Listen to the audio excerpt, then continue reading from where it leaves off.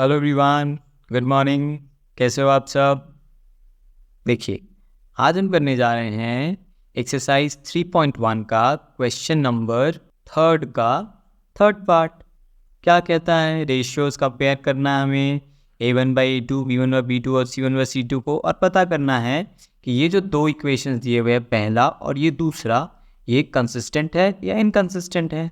Consistent वाला case I hope अब तक आपको याद हो गया होगा। दो क्वेश्चन ऑलरेडी सॉल्व कर चुके हैं कि जिसमें भी सॉल्यूशंस एग्जिस्ट करते हैं, चाहे एक सॉल्यूशन हो चाहे मेनी सॉल्यूशंस हो, उसको कंसिस्टेंट कहते हैं।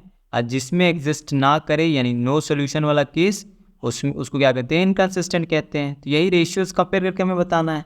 तो चलिए बताया जाए। पहले इक्वेशन की बात करें तो उसका जनरल फॉर्म पहले लिख लिया जाए। A1x plus B1y plus C1 equals to 0। पहला इक्वेशन क्या है हमारा? 3/2x plus 5/3y। देखिए, इक्वल टू 7 उधर है ना, तो इक्वल टू 7 का उधर इधर लेकर के आ जाएंगे तो क्या हो जाएगा? -7 इक्वल्स टू 0। तो यहाँ पर A1 किसको कहेंगे? जो x के साथ लगा हुआ है, यानी 3/2। B1 किसको कहेंगे? जो हमारा y के साथ लगा हुआ है ना।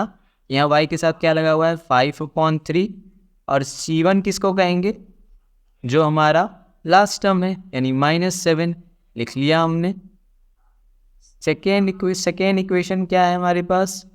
उसका जनरल फॉर्म पहले लिख लेते हैं। A2x plus B2y plus C2 equals to 0।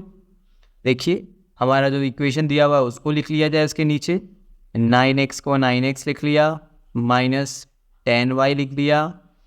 देखिए, इधर इक्वल टू 14 है, इधर इक्वल टू 0 है, तो 14 को हम इधर ले आते हैं तो ये हो जाएगा -14 इक्वल्स टू 0। सेम जैसा हो गया। तो A2 किसको कहेंगे? जो x के साथ लगा हुआ है ना, यानी A2 हो गया यहाँ 9। B2 किसको कहेंगे? जो y के साथ लगा है, यानी -10। और C2 किसको कहेंगे? जो लास्ट टर्म है, यानी -14।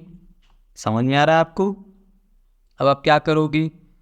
कुछ नहीं, रेशियोज कंपेयर करना है। चलिए, पहला सिचुएशन क्या है भैया कि A1/A2 निकाल लिया जाए। क्या है A1/A2?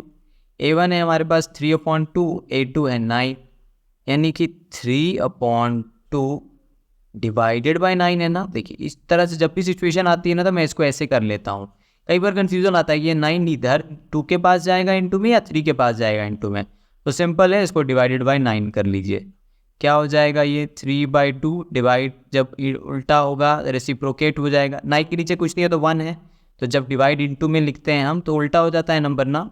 1 ऊपर 9 नीचे, तो देखिए 3 1 ज़ा 3, 3 3 ज़ा 9। तो देखिए 1 इंटू 1 कितना हो गया? 1, 3 2 ज़ा 6। ठीक है, B1/B2 पे चलते हैं अब हम। B1/B2 कितना है?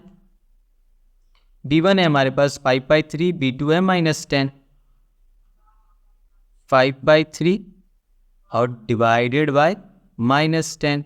ये तो सिंपल सा दिख रहा है भैया कि प्लस माइनस का चक्कर है, तो ये तो 5/3 -10। ठीक है, तो देखिए 5/3 को हमने 5/3 लिखा, डिवाइड को हम ऐसे लिख सकते हैं डिवाइडेड बाय -10।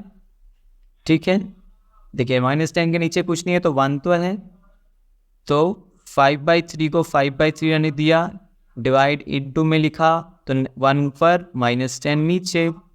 देखिए 5 1 ज़ा 5, 5 2 ज़ा 10, तो 1 1 ज़ा कितना हो गया? 1, और 3 2 ज़ा हो गया 6, लेकिन नेगेटिव साइन के साथ। तो ये कितना हो गया? -1/6। एक बात देखिए, यहाँ पर 1/6 है, यहाँ -1/6 है। कभी भी प्लस और माइनस चीज़ें बराबर हो सकती है क्या? नहीं ना। तो हमें ये देखिए पहला केस नहीं मिल गया आपको कि here A1/A2 is not equal to B1/B2। देखिए पहला केस है A1/A2 not equal to B1/B2। तो जब A1/A2 not equal to B1/B2 होता है तो क्या होता है? इंटरसेक्टिंग लाइंस, यूनिक सॉल्यूशन, सब लिख लेंगे। Implies lines are intersecting implies unique solution मैं शॉर्ट में लिख रहा हूँ, चलेगा। एग्जिस्ट्स इम्प्लाइज इक्वेशंस क्या होंगे, कंसिस्टेंट या इनकंसिस्टेंट। ऑब्वियस सी बात है कंसिस्टेंट, क्योंकि सॉल्यूशन तो एग्जिस्ट कर रहा है ना। तो समझ में आया आपको ये क्वेश्चन। कुछ नहीं किया, रेशियोज निकाला, कंपेयर किया, तो देखा कि a1/2 not equal to b2 आ रहा है, तो इंटरसेक्टिंग लिख दिया, यूनिक सॉल्यूशन एग्जिस्ट करता है लिख दिया, तो therefore equations are consistent. I hope question समझ में आया हो। कोई भी किसी प्रकार की डाउट हो इत्मीनान से कमेंट करके पूछिएगा। मिलते हैं नेक्स्ट वीडियो में। Till then take care, bye bye.